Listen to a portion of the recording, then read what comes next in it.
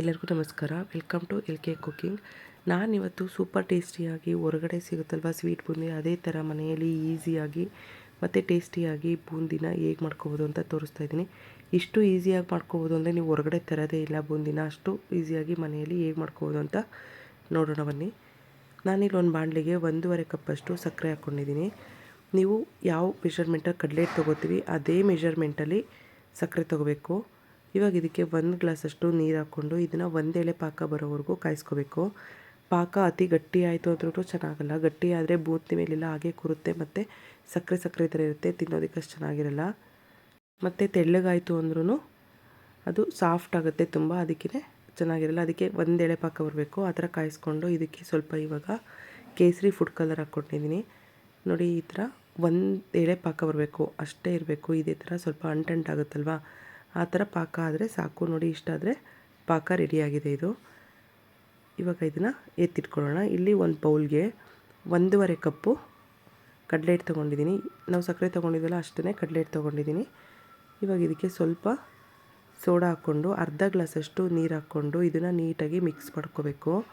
ಒಂದೇ ಸಲ ಜಾಸ್ತಿ ನೀರು ಹಾಕ್ಕೊಂಡು ಕಲಿಸ್ಕೊಳಕ್ಕೆ ಹೋದರೆ ಅದು ಗಂಟಾಗುತ್ತೆ ಮತ್ತು ಅಷ್ಟು ಚೆನ್ನಾಗಿ ಬರೋಲ್ಲ. ಅದಕ್ಕೆ ನೀಟಾಗಿ ಸಾಫ್ಟ್ ಆಗಬೇಕಲ್ವ ಪೇಸ್ಟು, ಅದಕ್ಕೆ ಈ ಥರ ಸ್ವಲ್ಪನೇ ನೀರು ಆ್ಯಡ್ ಮಾಡಿಕೊಂಡು ಗಂಟು ಏನೂ ಇರಬಾರ್ದು ಆ ಥರ ಕಲಿಸ್ಕೋಬೇಕು. ಈ ಹದದಲ್ಲಿದ್ದಾಗ ಇದು ಗಂಟು ಏನೂ ಇಲ್ದಿರೋ ರೀತಿ ಕಲಿಸ್ಕೊಳ್ಳೋಕ್ಕೆ ಚೆನ್ನಾಗುತ್ತೆ. ಜಾಸ್ತಿ ನೀರು ಹಾಕ್ಕೊಂಡು ಕಲಿಸ್ಕೊಳ್ಳೋಕೆ ಹೋದರೆ ಬೇಗನೆ ಗಂಟಾಗುತ್ತೆ ಮತ್ತು ಕಲಿಸೋಕ್ಕೂ ತುಂಬ ಕಷ್ಟ ಆಗುತ್ತೆ, ಚೆನ್ನಾಗಿರಲ್ಲ.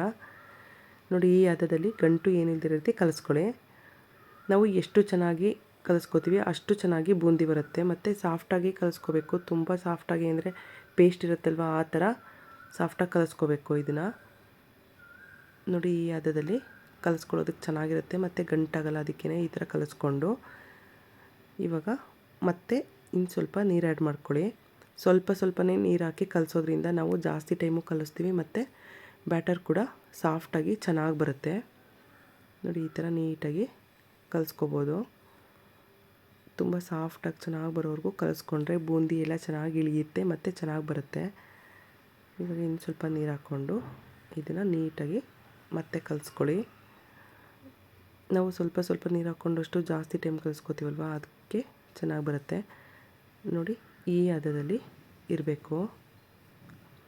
ಈ ಹದದಲ್ಲಿ ಬಂದಮೇಲೆ ಇದಕ್ಕೆ ಸ್ವಲ್ಪ ಇವಾಗ ಎಲ್ಲೋ ಫುಡ್ ಕಲರ್ ಹಾಕ್ಕೋತಿದ್ದೀನಿ. ನಿಮಗೆ ಫುಡ್ ಕಲರ್ ಬೇಕಂದರೆ ಹಾಕ್ಕೊಳ್ಳಿ, ಇಲ್ಲಾಂದರೆ ಸ್ಕಿಪ್ ಮಾಡಿ. ಇವಾಗ ಮತ್ತೆ ಒಂದ್ಸಲ ನೀಟಾಗಿ ಕಲಿಸ್ಕೋಬೇಕು. ನೋಡಿ, ಈ ಥರ ಸಾಫ್ಟ್ ಆಗಬೇಕು ಬ್ಯಾಟರು. ಈ ಥರ ಸಾಫ್ಟ್ ಆದರೆ ಬೂಂದಿ ಕೂಡ ತುಂಬ ಚೆನ್ನಾಗಿ ಬರುತ್ತೆ. ನೋಡಿ, ಈ ಥರ ಸಾಫ್ಟಾಗಿ ಕಲಿಸ್ಕೋಬೇಕು. ನೋಡಿ, ಎಷ್ಟು ಸಾಫ್ಟಾಗಿ ಬಂದಿದೆ. ಈ ಥರ ಎತ್ತಿ ಕೆಳಗಡೆ ಈ ಥರ ಬಿಟ್ಟರೆ ನೀಟಾಗಿ ಅದು ಇಳಿಬೇಕು. ಅಲ್ಲಿವರೆಗೂ ಕಲಿಸ್ಕೊಂಡಾದ್ಮೇಲೆ ನಾನಿಲ್ಲಿ ಎಣ್ಣೆ ಕಾಯಿಸಿಟ್ಕೊಂಡಿದ್ದೆ. ಎಣ್ಣೆಗೆ ಇವಾಗ ಬೂಂದಿ ಜಾಲ್ರಿ ಬರುತ್ತಲ್ವ, ಅದರಲ್ಲಿ ಈ ಥರ ಹಾಕ್ಕೊಂಡು ಸ್ವಲ್ಪ ಸ್ಪೂನಲ್ಲಿ ಸ್ಪ್ರೆಡ್ ಮಾಡ್ಕೊಳ್ಳಿ. ಎಣ್ಣೆನ ಜಾಸ್ತಿ ಕಾಯಿಸ್ಕೊಳ್ಕೋಬೇಡಿ, ಮೀಡಿಯಮ್ ಫ್ಲೇಮ್ ಇಟ್ಕೊಂಡು ಮೀಡಿಯಮಾಗಿ ಕಾಯಿಸ್ಕೊಂಡ್ರೆ ಸಾಕು. ಮತ್ತು ಇದನ್ನು ಮೀಡಿಯಮ್ ಫ್ಲೇಮ್ ಇಟ್ಕೊಂಡೇ ಬೇಯಿಸ್ಕೋಬೇಕು. ಈ ಥರ ನೋಡಿ, ಸ್ಪೂನಲ್ಲಿ ಈ ಥರ ನೀಟಾಗಿ ಸ್ಪ್ರೆಡ್ ಮಾಡ್ಕೋಬೇಕು. ಈ ಥರ ಸ್ಪ್ರೆಡ್ ಮಾಡಿಕೊಂಡ್ರೆ ಎಲ್ಲ ಬೂಂದಿಗಳು ಚೆನ್ನಾಗಿ ಇಳಿಯುತ್ತೆ. ಅದಕ್ಕೆ ಸ್ಪ್ರೆಡ್ ಮಾಡಿಕೊಂಡು ಇದನ್ನು ಮೀಡಿಯಮ್ ಫ್ಲೇಮಲ್ಲಿ ಇಟ್ಕೊಂಡು ಕ್ರಿಸ್ಪಿ ಆಗೋವರೆಗೂ ನೀಟಾಗಿ ಬೇಯಿಸ್ಕೋಬೇಕು. ನಾವು ಐ ಫ್ಲೇಮಲ್ಲೆಲ್ಲ ಬೇಗ ಆಗುತ್ತೆ ಇಟ್ಕೊಂಡು ಬೇಯಿಸ್ಕೊಳ್ಳೋಣ ಅಂದರೆ ಅದು ಒಳಗಡೆ ಎಲ್ಲ ಬೆಂದಿರಲ್ಲ, ಚೆನ್ನಾಗಿ ಬರಲ್ಲ. ಆದಷ್ಟು ಮೀಡಿಯಮ್ ಫ್ಲೇಮಲ್ಲಿ ಇಟ್ಕೊಂಡು ಈ ಥರ ನೀಟಾಗಿ ಕಲರ್ ಚೇಂಜ್ ಆಗೋವರೆಗೂ ಬೇಯಿಸ್ಕೋಬೇಕು. ಮತ್ತು ಇದು ಕ್ರಿಸ್ಪಿಯಾಗಿ ಬರಬೇಕು, ಆವಾಗ ಬೂಂದಿ ತುಂಬ ಚೆನ್ನಾಗಿ ಬರುತ್ತೆ. ನೋಡಿ, ಆಗಿದೆ ಇದು. ಇವಾಗ ಇದನ್ನು ಎತ್ತಿಟ್ಕೊಳ್ಳೋಣ.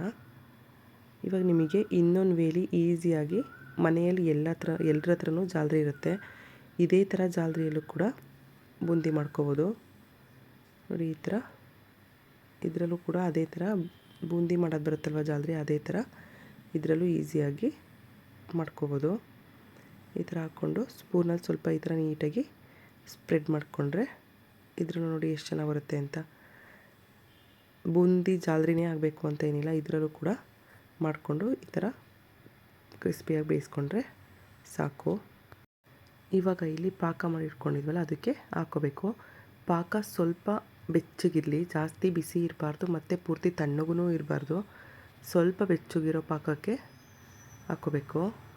ಇವಾಗ ಇದನ್ನು ನೀಟಾಗಿ ಮಿಕ್ಸ್ ಮಾಡಿಕೊಂಡು ಇದನ್ನು 4 ರಿಂದ 5 ಗಂಟೆಗಳ ಕಾಲ ಬಿಟ್ಟಿದ್ದೆ ನಾನು.